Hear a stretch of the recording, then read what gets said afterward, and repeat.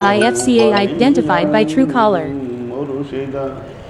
ونشهد أن لا إله إلا الله سيدنا ونبينا محمد صلى الله عليه وسلم الذي أرسله الله بالحق بشيرا ونذيرا وداعيا إلى الله بإذنه وسراجا منيرا. وقال الله تعالى في كلامه المجيد وفرقانه الحميد: ما كان محمد أبا أحد من رجالكم ولكن رسول الله وخاتم النبيين وكان الله بكل شيء عليما. إن الله وملائكته يصلون على النبي يا أيها الذين آمنوا صلوا عليه وسلموا تسليما. صلى الله على محمد صلى الله عليه وسلم. صلى الله على محمد صلى الله عليه وسلم. আল্লাহ আশিক সালেহ বৃন্দ,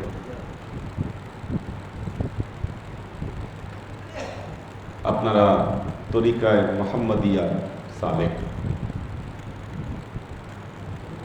একজন সালেক যিনি তরিকাকে অনুসরণ করেন, তরিকাকে অনুসরণ করবার পেছনে তার কিছু গোল থাকে।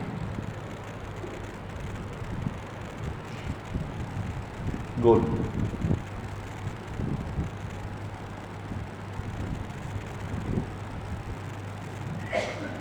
কিছু প্রাইমারি গোল। গোল মানে বস্তু, গোল মানে ফুটবল খেলার গোল না, লক্ষ্যবস্তু। আপনি তরিকাকে কেন অনুসরণ করছেন, এর পেছনে আপনার কিছু লক্ষ্য থাকতে হবে, কিছু উদ্দেশ্য থাকতে হবে।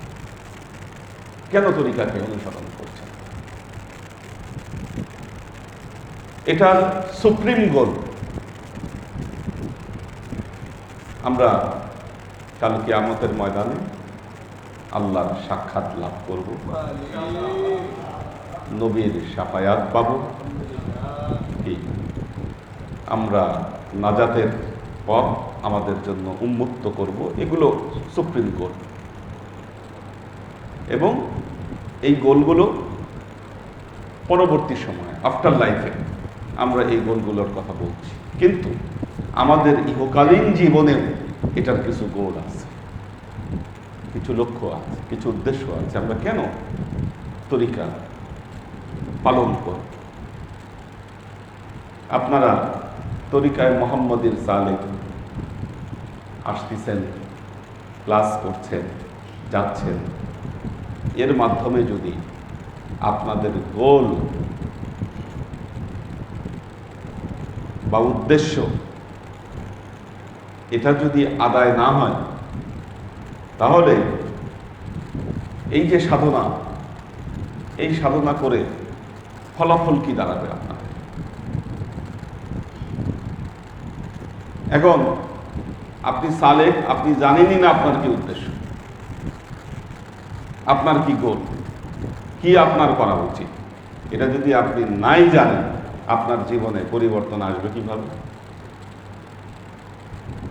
এই জন্য দেখা যাচ্ছে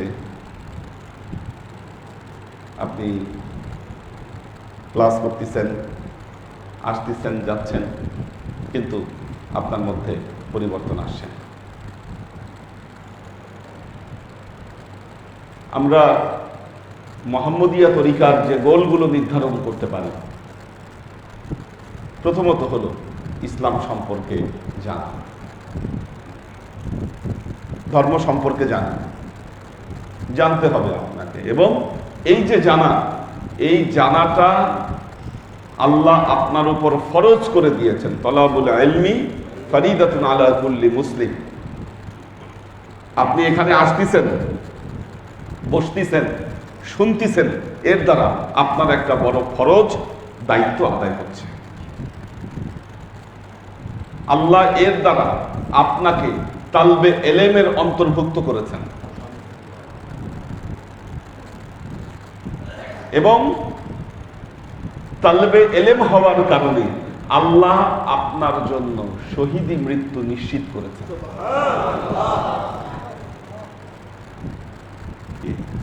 ক্লাসের যে তিনটা বিষয়, ফরজিয়াত আদায় হচ্ছে, ফরজিয়াত আদায় হচ্ছে, তালেবে এলেমের মর্যাদা আল্লাহ আপনাকে দিয়েছেন এবং তলেবে এলেমের মর্যাদার কারণে শাহাদাতের মৃত্যু আপনার নিশ্চিত হয়েছে। আল্লাহ নবীর হাদিস দ্বারা এগুলো প্রমাণিত। প্রাইমারি গোল 1 2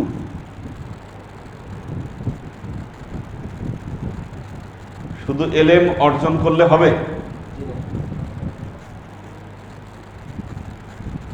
আল্লাহর নবী বলেছেন, আল ইলমু বেলা আমালিন কাসসাহাবি বেলা মাতারি। আল্লাহ নবীর হাদিস, আল ইলমু বেলা আমালিন কাসসাহাবি বেলা মাতারি।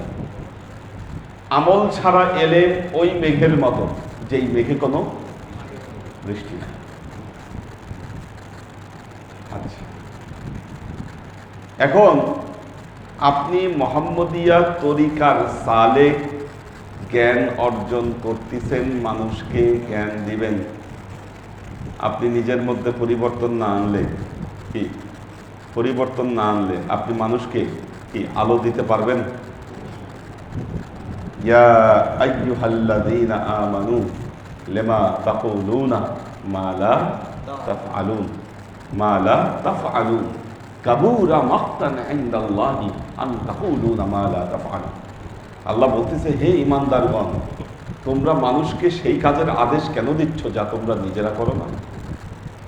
আর জেনে রেখো, আল্লাহর কাছে এটা কবিরা গুনাহ, নিজেরা যেটা করো না কি সেটা মানুষকে আদেশ করবা। এখন দেখা যাচ্ছে আপনারা ক্লাস করছেন, কিন্তু ভেতরে পরিবর্তন যে ধরনের, যেরকম ভাবে আসার কথা ছিল সেরকম ভাবে আসতেছে না। কেন আসতেছে না? কারণ হলো পরিবর্তনের চিন্তাই নাই, আমাদের সেই দর্শন, সেই চিন্তাধারা, এটাই আমাদের মধ্যে নাই। বাপ্পি অনেকদিন ধরে ক্লাস করে, মাশাআল্লাহ, মুখে দাঁড়িয়ে আসছে, খুবই ভালো চাই, কিন্তু ব্লাউজ ছাড়তে পারে না। আস্তে আস্তে তো ছাড়তে হবে, ব্লাউজ মানে বোঝেন কিনা? শার্ট, সব শার্ট কিন্তু ব্লাউজ না, ব্লাউজ ছাড়তে হবে। ব্লাউজ কোনটা? হাতা কাটাটা, ঠিক আছে? হাতা কাটা ছাড়তে হবে। হ্যাঁ হ্যাঁ, এটা এটা আমরা ছাড়ছি না কেন? কারণ ওই যে ইয়া উঠা বাইরে হয়ে যেতেছে, হাতা কাটার কথা শুনে, আর ব্লাউজের কথা শুনেও বাড়তিছে। হ্যাঁ, তো তো এটা কেন, এই চিন্তাটা আমার মাথায় আসে না। এটা যে একটা আদবের অংশ হতে পারে, এটা এই ধরনের চিন্তা কি মাথায় আমাদের আসে না। কারণ সেই যে ধর্মীয় ভাব, গাম্ভীর্যতা কি, সেটা তৈরি হয় নাই। বাপ্পির আব্বা উনি সরকারি কর্মকর্তা ছিলেন, ফার্স্ট ক্লাস অফিসার ছিলেন, সবসময় পাঞ্জাবি পাজামা করতেন। বাপ্পি আল্লাহর মধ্যে বড় পরিবর্তনটা করে ফেলছে। দাড়ি ছিল না, দাঁড়িয়ে আসে।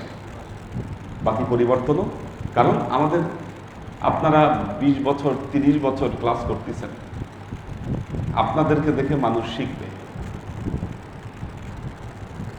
একটা দরবারে এসে মানুষ আপনার তরিকার দ্বারা অনুপ্রাণিত হবে কোন সময়? যখন দেখবে যে না, এর মাধ্যমে আপনি আপনার নিজেকে পরিবর্তন করতে পেরেছেন। এখন এসে দেখতেছে যে এনারা বহুদিন ধরে এই জায়গায় আসে যায়, ক্লাস করে, ভেতরে কোনো পরিবর্তন নাই। এখন ভাবে যে আমিও যদি এই তরিকাকে ফলো করি আমার অবস্থাও হবে এরকম। আমরা এই বাস্তবতার জায়গায় দাঁড়িয়ে আছি।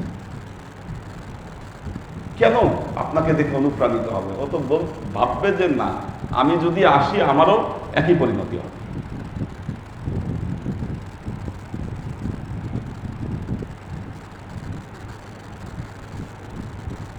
সুলতান মোহাম্মদ শাহকে যখন পরাজিত করলো চেঙ্গিস খান,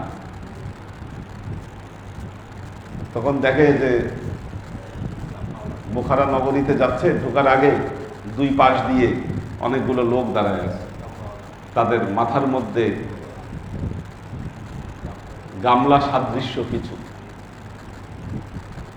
চেঙ্গিস খান জিজ্ঞাসা করলে এদের মাথার উপরে কি? বলে পাগড়ি। যে যত বড় মৌলানা তার মাথায় পাগড়ি তত বেশি, তত বড়। তোরা দাঁড়ায় আছে কেন? আপনাকে অভিবাদন জানানোর জন্য। চেঙ্গিস খান নির্দেশ দিলেন, আমি বুখারা নগরীতে ঢোকার আগে এগুলাকে কতল করো, কারণ এদের বুদ্ধি শুনে আজকে সুলতান মোহাম্মদ শাহর এই পরিণতি। আমি যদি যাই বুখারাতে আর এরা যদি আমাকে পরামর্শ দেয়, আমার পরিস্থিতি হবে মোহাম্মদ শাহের মতো। কাজে আমি এদের কোনো পরামর্শ শুনতে চাই না। একজন তরিকার সালেক হিসেবে যখন আপনি বায়াত গ্রহণ করেছেন, আপনার উপর বেশ কিছু দায়িত্ব তখন ভর্তি আছে। এটা মাথায় রাখতে হবে। এই দায়িত্ববোধ এটা ভেতরে জন্ম না নিলে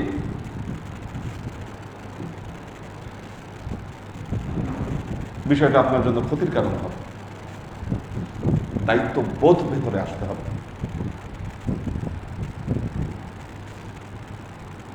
সুতরাং দ্বিতীয় গোল, প্রথম জানলেন, তলবে এলেম হলেন, সেকেন্ডারি দ্বিতীয় গোল আপনার নিজেকে পরিবর্তন করা। একজন সালেক আর বাহিরের সাধারণ মানুষ দুটো এক হতে পারে।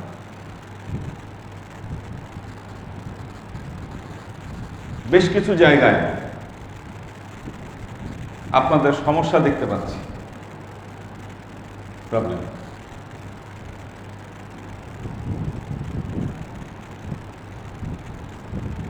প্রবলেমগুলো কিরকম?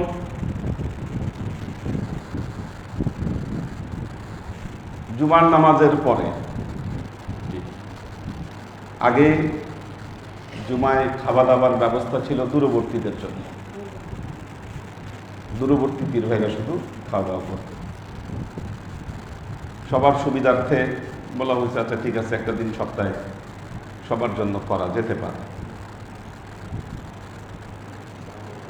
হ্যাঁ, এখন ব্যবস্থাপনা সবার জন্য করা হওয়ার পরে খতমে আসরের নামাজে মানুষের উপস্থিতি কমেছে। এবং এই শুক্রবারেও দেখেছি খাওয়া দাওয়ার পরে দরবারে খতম না পড়ে মসজিদে বসে সবাই আড্ডা দিচ্ছে।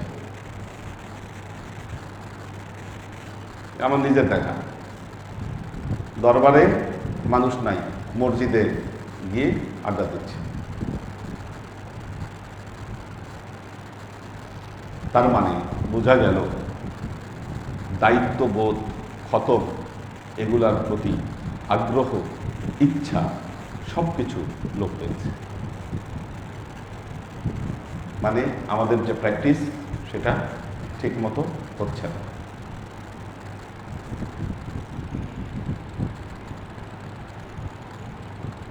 করণীয় হলো নামাজের পর মসজিদ তালা দিয়ে দেওয়া, বিশেষ করে ক্লাসের দিন। জুম্মার পরে আসর রাত পর্যন্ত আটকে রাখবেন। এতে আবার দেখা যাবে মসজিদের পরিবর্তে চায়ের দোকানে আড্ডা বাড়ছে।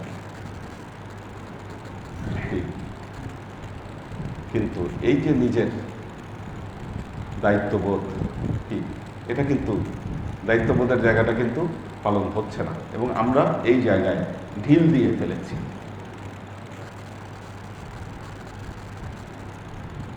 দায়িত্ব প্রাথমিকভাবে আপনাদের উপরেই ছাড়ছি, কিভাবে এটাকে আপনারা ডেভেলপ করবেন। না পারলে আমার নিজেকে করতে হবে তখন, নাহলে আমরা দিনে দিনে যেই দিকে যাচ্ছি, যেই দিকে এগোচ্ছি। নামাজে দেখলাম ক্লাসে এসে দেখি নাই এনারা কেউ, কি আমাদের কিবরিয়া সাহেব পরে আসছে, হ্যাঁ আচ্ছা, তারপরে এই যে মাহিন না, সোহেল একটু আগে আসছে, কোনটা ও আচ্ছা আচ্ছা। তো যাই হোক, আমাদের এই যে ক্লাস খতম, এগুলোর প্রতি দায়িত্ববোধ কি কমেছে আমাদের, যে কারণে জীবনে পরিবর্তনগুলো আসতেছে। তরিকার মাধ্যমে আমরা দুই ধরনের উন্নতির গোল আমরা করি। এই পৃথিবীতে আমরা কেউ খারাপ থাকি, এটা কি আমরা চাই? বলেন, আপনি যদি দুনিয়ায় খারাপ থাকেন, দুনিয়ায় যদি আপনার অভাব অভিযোগ, আপনার জীবন যদি ঠিক মতো না চলে, কি আল্লাহর কাজ আপনি ঠিক মতো করতে পারবেন? বলেন। এই জন্য আল্লাহ তো বলেছি, ওয়ালাকুম ফিহা মা তাশতাহি আনফুসুকুম ওয়ালাকুম ফিহা মা তাদদাউন। এটা দুনিয়া আখিরাত উভয় ক্ষেত্রে। আমরা ব্যাখ্যা করতে গিয়ে বলি যে না, এটা শুধু আখিরাতে। দুনিয়া আখিরাত উভয় জাহানে এটা হওয়া উচিত। তাহলে আপনি সালেহ, আপনার জীবনে পরিবর্তন আসছে না কেন?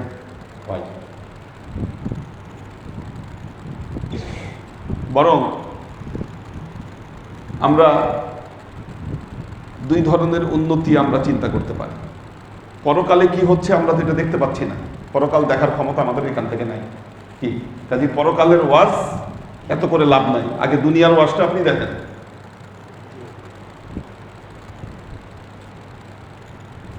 দুই ধরনের উন্নতি দরকার আমাদের।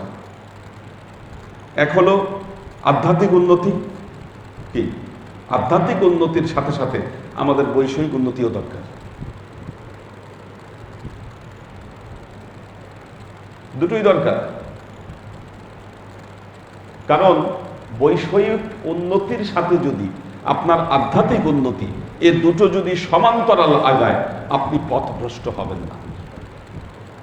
কিন্তু আপনার হচ্ছে না কেন?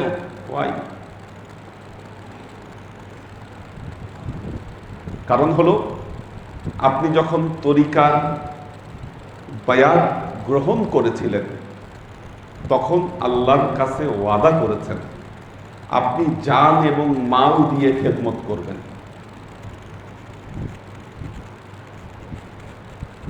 কি কয় ধরনের খেদমত? জান এবং Incoming call from Kobi Amin Al Assad Lakabi Sahido Porashad identified by Truecaller.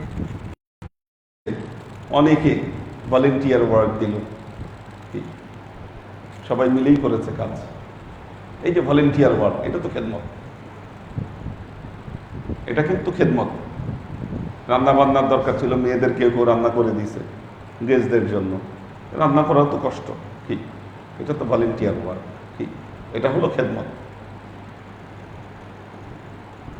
আধ্যাত্মিক এবং বৈষয়িক এই দুই উন্নতির জন্য খেদমতের বিকল্প নাই। এই খেদমত কিরকম? জান এবং মাল।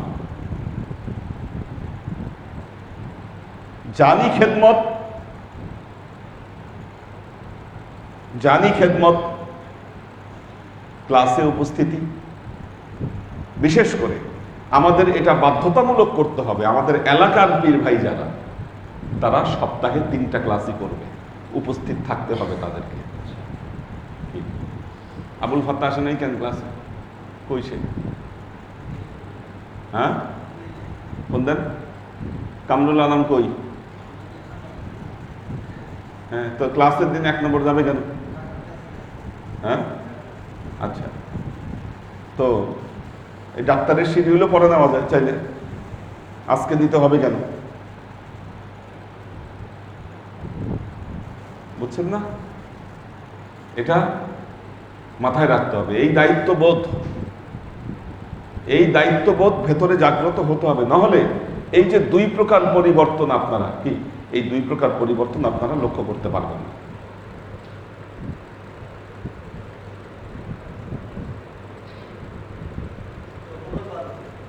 চোদ্দ নম্বর কি? আচ্ছা, তো আল্লাহর আশিক ও সালেক বৃন্দ, ইন্নাল্লাহ হাশতারা মিনাল মুমিনিনা আনফুসাহুম ওয়া আমওয়ালাহুম বিআন্না লাহুমুল জান্নাহ। কি? আনফুসাহুম ওয়া আমওয়ালাহুম, নফসানি খেদমত লাগবে। আমাদের মহিউদ্দিন ভাই, ইব্রাহিম ভাই, মিরপুর নুরুন নবী ভাই, আমাদের ডক্টর শওকত ওসমান ভাই, ওনারা যদি সপ্তাহে 3 দিন আসতে পারে, দূর থেকে কিন্তু 3 দিন আসার লোক কমে যাচ্ছে আস্তে আস্তে। খেয়াল করছেন কিনা? কি এখন হাতে গোনা 4-5 জন আছে দূর থেকে সপ্তাহে 3 দিন ক্লাস করা। এই সাধনার লোক কমে গেছে।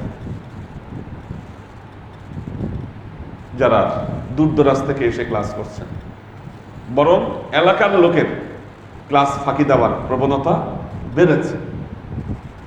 আমাদের এই জায়গাগুলো ঠিক করতে হবে। এই জায়গাগুলো ঠিক না করলে কি আমাদের হচ্ছে না?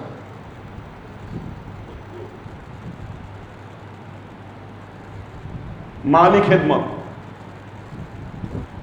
এই দরবারের একটা মালিক খেদমত কি মাসিক খেদমত কি কালেকশন করা হয়, আমাদের মশিউর ভাইয়ের নেতৃত্বে এটা হয়। কি দীর্ঘদিন, দিনের পর দিন আপনার গ্যাপ, আপনার সবকিছু চলতেছে, কিন্তু আপনি এই মালিক খেদমতের সাথে জড়িত না।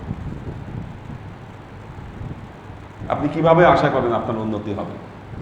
দেখতেছেন জীবন চলতেছে, ভালো মতো যাচ্ছে, কিন্তু যখন হুট করে বাধা আসবে কি তখন এখান থেকে, কারণ বরকত আল্লাহর তরফ থেকে আসে, খাজানা আল্লাহর তরফ থেকে আসে। আল্লাহ যদি বরকত না দেয় কারো ইনকামে, আপনি আপনার বৈষয়িকভাবে যতই উন্নতি দেখেন না কেন, কি এই উন্নতি সাস্টেইন করবে না। আমরা গত আমলে একটা কথা শুনেছি যে সাস্টেইনেবল ডেভেলপমেন্ট, টেকসই উন্নয়ন।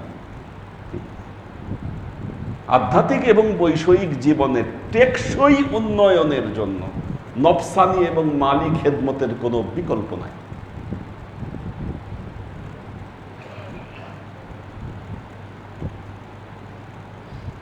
এবং সালেক যারাই তাদের জীবনের দৌড়ে পিছিয়ে পড়েছে, এই খেদমতের কোথাও না কোথাও ত্রুটি বিচ্যুতি হবার কারণেই তারা পিছিয়েছে। এটা বাস্তব জিনিস, এটা ছাড়া আর কোনো মানুষের জীবনের উন্নতির জন্য এর বিকল্প নাই। যারাই দৌড়ে পিছিয়েছে মনে রাখবেন অবহেলার কারণে তারা পিছিয়েছে। যিনি সালেক হচ্ছেন, একটা জিনিস মনে রাখবেন, সালেকের প্রাথমিক দায়িত্ব যে তার নফসানি এবং মালিক খেদমতের ব্যাপারে ওয়াদাবদ্ধ হওয়া। এই শাকিলকে দেখলাম, ও কই? ক্লাসে নাই কেন? কোথায় সে?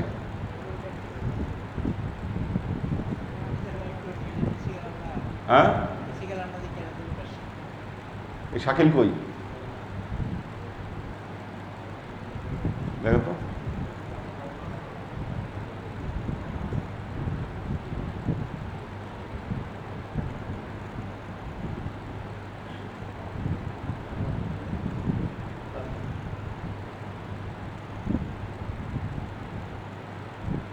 আল্লাহ আশেক ও সালেক বৃন্দ, এই জায়গাগুলো বিশেষ করে দেখেন। আমি তো মনে করি খেদমতে কি মালিক খেদমতে বুড়াদের চেয়ে ইয়াংদের বেশি আগায় আসা উচিত। যিনি একটা বাচ্চা ছেলে, আমার মনে হয় তারও নাম থাকা উচিত ওখানে, কারণ তার জীবন কেবল শুরু, সে আগাচ্ছে। 10 টাকা দিয়ে শুরু করুক না সে, এটাই তার জীবনের বরকত তৈরি করুক। জি, এটাই হওয়া উচিত আপনার নিয়মিত কি। এবং দেখেন, খেদমতের যে থিওরি, দায়েমান কাসিরান তাইয়্যিবান, দায়েমান তাইয়্যিবান কাসিরান। দায়েমান, এটা দায়েম থাকতে হবে, কন্টিনিউশন থাকতে হবে। কাসিরান, দিনে দিনে বাড়বে। তাইয়্যিবান, দায়েমান তাইয়্যিবান, তাইয়্যিবান মানে কোয়ালিটি ঠিক থাকবে। কোয়ালিটি বলতে আমাদের মধ্যে কে কেউ আছে আল্লাহর রাস্তায় খারাপ, পুরান, যেটার কি ইউজের কি ইউজের অবস্থায় নাই, সেটা আল্লাহর রাস্তায় দান করে দিলাম। নকল টাকা একটা হাতে পাইলাম, বুঝলাম যে এটা নকল টাকা, কি দিয়ে দিলাম আল্লাহর রাস্তায়। বাটপারি কার সাথে? হ্যাঁ, তো এই যে এই তাইয়্যিবান শিখতে হবে তো এগুলো। ওই যে বললো যে হাসিব ভাই সবসময় নতুন নোট দিত, এটা হ্যাঁ, এটা একটা শিক্ষা যে আল্লাহর রাস্তায় বা আল্লাহর রাস্তায় আমরা যেই জিনিসটা উপস্থাপন করব সুন্দরভাবে করব। সুলাইমান ভাই মহরম আসলে একটা খেদমত করে সুন্দর মতো সাইন, দেখছি যে সুন্দর, বেশ। এই যে একটা রুচিশীলতা, একটা আর্ট।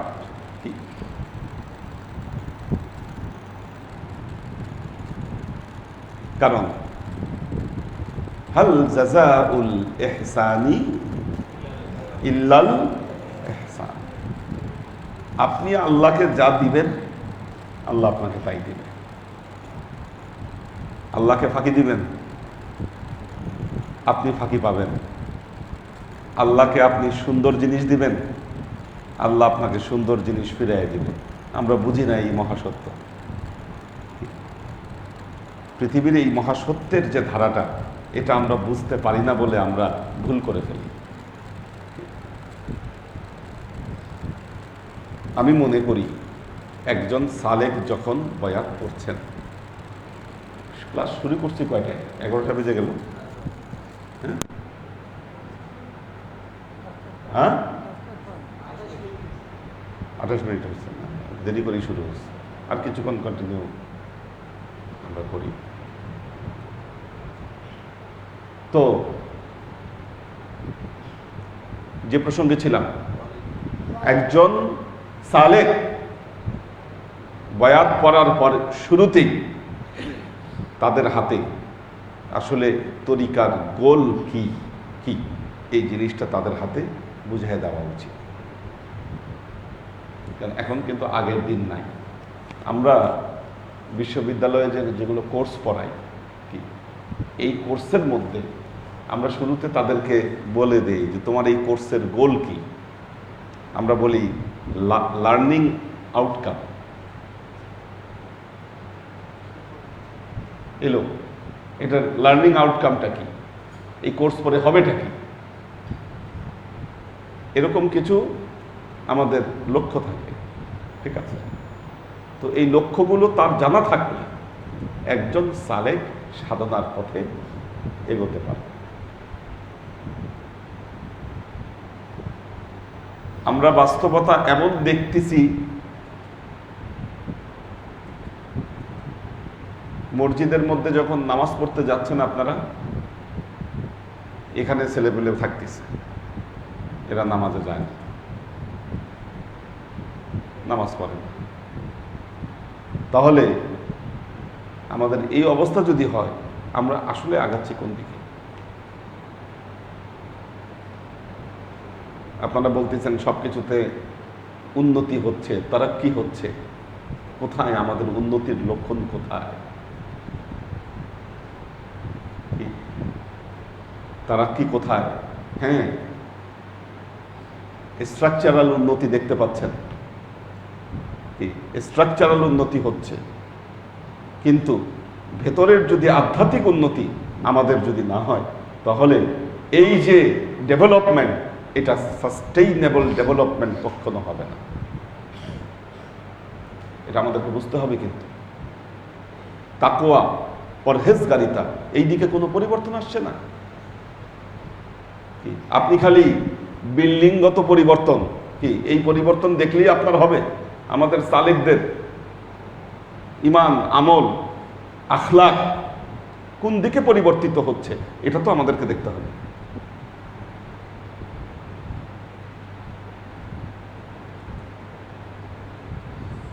কাজেই আল্লাহর আশিক ও সালেক বৃন্দ, তরিকার মূল উদ্দেশ্যগুলোর মধ্যে একটি নিজেকে মানুষের মতো মানুষ তৈরি করা, এবং মানুষের মতো মানুষ ততক্ষণ পর্যন্ত তৈরি করা যাবে না যতক্ষণ না পর্যন্ত এখানে নিয়মতান্ত্রিকতা, শৃঙ্খলা না নিয়ে আসা যাবে এবং আদব প্রতিষ্ঠা না করা যাবে। তরিকার খুব গুরুত্বপূর্ণ বিষয় আদব। আগের যুগে মানুষ তাদের সন্তানদেরকে খানকায় পীর সাহেবদের দরবারে দিতই আদব শেখানোর জন্য। আমরা কথা বলার আদব জানি না। বাচ্চা কাচ্চারা আসতেছে, ওরা আসতেছে, খেলতেছে, ওদেরকে আমরা কিছু শেখাচ্ছি না। আমাদের এই জায়গাগুলোতেও কাজ করা দরকার। না হলে আমাদের জীবনে পথ চলার ক্ষেত্রে কি হোঁচট খেতে হবে আমাদেরকে।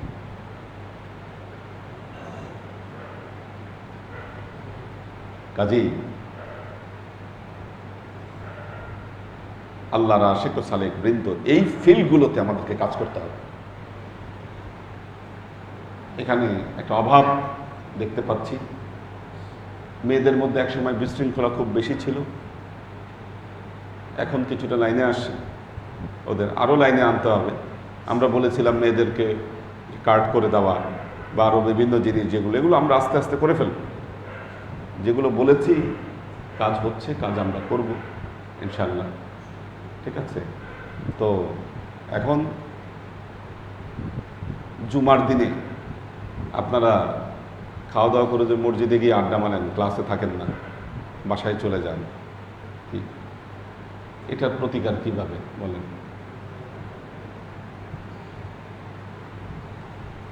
কি এটার প্রতিকার কিভাবে সম্ভব? একটা হলো মসজিদ আটকে দেওয়া, মসজিদে কেউ থাকবে না। আসরের নামাজ আজানের পরে নামাজ হয় কয়টায়? নামাজ হয় 5:30টায়। নামাজের আগে দিয়ে 5:15টায় খুলে দেবেন মসজিদ, 15 মিনিট আগে। ঠিক আছে? তারপরে আমাদের আরো কিছু কাজ আসলে করতে হবে। প্রতিটা জিনিস ধরেন আমাদের কিছু সিস্টেম থাকা দরকার। হ্যাঁ, বিষয় হলো যে মিসকিনদের তো খাবার ব্যবস্থা থাকতে হবে, কিন্তু দরবারে যারা খাবেন তাদের টোকেনের ব্যবস্থা করতে হবে সিস্টেমের জন্য। এটা টোকেন ছাপাইয়ে ফেলতে হবে। ঠিক আছে? এই না, কার্ড ওইটা তো, আর কার্ড তো অন্য, কার্ড ভিন্ন। কার্ড এক জিনিস, খাবার টোকেন আরেক জিনিস। ঠিক আছে? আপনার গেস্ট থাকুক কি থাকুক, এর জন্য আমরা একটা টোকেনের ব্যবস্থা করে নিতে পারেন। এবং আমরা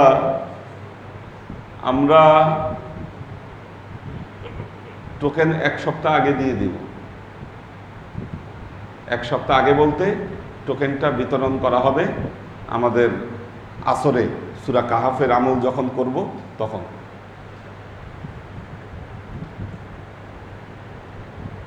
বুঝছেন কিনা? এরকম কিছু সিস্টেম আমাদেরকে করতে হবে।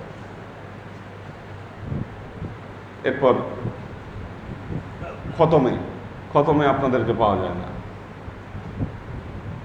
খতমে শরীক না হলে আসলে এই যে সামাজিক যোগাযোগ মাধ্যম, এটা আমাদের সবার জীবনকে তছনছ করে দিচ্ছে।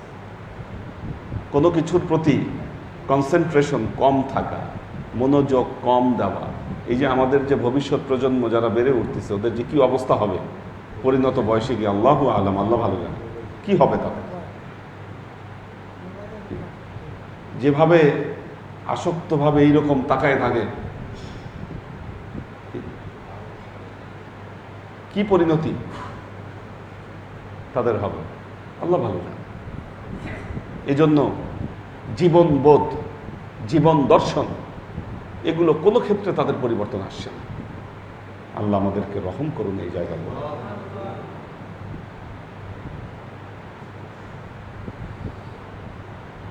আমরা তরিকার ওজিফার কাগজ পুরনোগুলো চলছে, কিন্তু একজন সালেককে বয়াত নেওয়ার সময় আমরা তাকে বলে দিব যে তার গোলগুলো কি, সেখানে কি পরিবর্তন হচ্ছে। আপনাদেরকেও যদি ওইটা হাতে দেই এখন, আপনারা বুঝতে পারবেন আপনাদের জীবনের কোন পর্যায়ে আপনারা আছেন। আমি তো একটা শূন্যতা দেখতে পাচ্ছি। এই শূন্যতা থেকে উঠে আসতে হবে সবাইকে। আল্লাহ আমাদেরকে তৌফিক দান করুন। দেখি কারা আছে।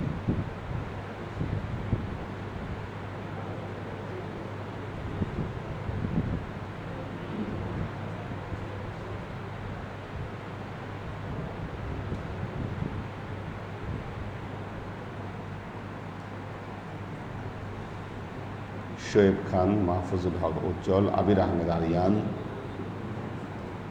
জেসমিন আক্তার, মুস্তাহিদ নূর মাহিন, আব্দুল হাফিজ, মনিরুজ্জামান মনির, সুলতান আইরিন, শিলার মা, কোরবান আলী, মোহাম্মদ ওমর ফারুক, মোসাম্মদ রুনা, মাহফুজুল হক উজ্জ্বল।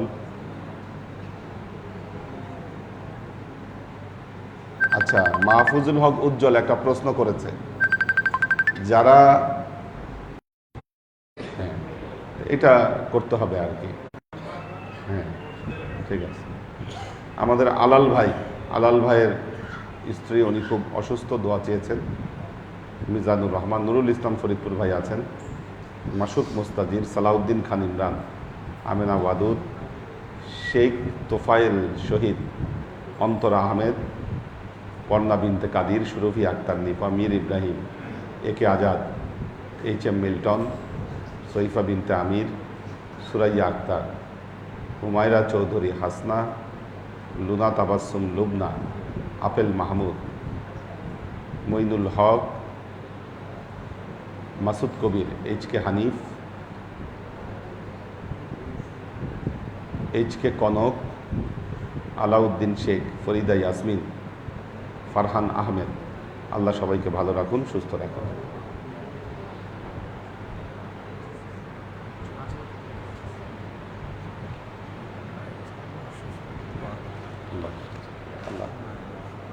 আল্লাহ রহমত। আল্লাহুম্মা আমিন। আল্লাহুম্মা সাল্লি আলা মুহাম্মাদিন ওয়া আলা আলি মুহাম্মাদিন কামা সাল্লাইতা আলা ইব্রাহিম ওয়া আলা আলি ইব্রাহিম ইন্নাকা হামিদুম মাজিদ। আল্লাহুম্মা বারিক আলা মুহাম্মাদিন ওয়া আলা আলি মুহাম্মাদিন কামা বারাকতা আলা ইব্রাহিম ওয়া আলা আলি ইব্রাহিম ইন্নাকা হামিদুম মাজিদ। রব্বানা যালামনা আনফুসানা ওয়া ইন লাম তাগফির লানা وترحمنا لنكونن من الخاسرين. ربنا آتنا في الدنيا حسنة وفي الآخرة حسنة وقنا عذاب النار. ربنا لا تزغ قلوبنا بعد إذ هديتنا وهب لنا من لدنك رحمة إنك أنت الوهاب. اللهم إنك عفو تحب العفو فاعف عني يا غفور رحيم الودود. اللهم نور قلوبنا بنور الإيمان ونور قلوبنا بنور الإسلام ونور قلوبنا بنور الإحسان وزين أخلاقنا بنور محمد صلى الله عليه وسلم. اللهم إنا نسألك علما نافعا رزقا واسعا عملا مقبولا شفاء من كل داء قلبا خاشعا ذهنا ذاكرا إيمانا كاملا توبة قبل الموت راحة عند الموت ونجاة بعد الموت اللهم إنا نسألك رحمتك في كل درجة فلاح في كل أمر ونعوذ بك من الشرك والشك والنفاق والبدعة ومن كل وسوسة الشيطان يا الله ইয়া রহমান ইয়া মালিক, আমরা এতক্ষণ তোমার দরবারে যে সমস্ত আমলকে উপস্থাপন করলাম ত্রুটিমুক্তভাবে আমলগুলোকে কবুল করে দাও। তুমি আমলের রাজা আমাদের পেয়ারা নবী হযরত মুহাম্মদ মুস্তাফা সাল্লাল্লাহু আলাইহি ওয়াসাল্লামের কাছে পৌঁছে দাও। আমাদের নবীর পরিবারবর্গের কাছে তুমি এর রাজাকে পৌঁছে দাও। এই দুনিয়ার সমস্ত আম্বিয়ায়ে কেরাম, সাহাবায়ে কেরাম, তাবেঈন, তাবেঈন, ওয়ালি আউলিয়া, গাউস, কুতুব, আমাদের মা বাবা, ভাই বোন, আত্মীয় স্বজন, এই দরবার থেকে যত পীর ভাই বোন চলে গেছে সবার রূহে এর চাচাকে পৌঁছে দাও। আল্লাহ, তুমি তোমার হাবিবের উসিলায় আমাদের সবাইকে কবুল ক্ষমা করে দাও।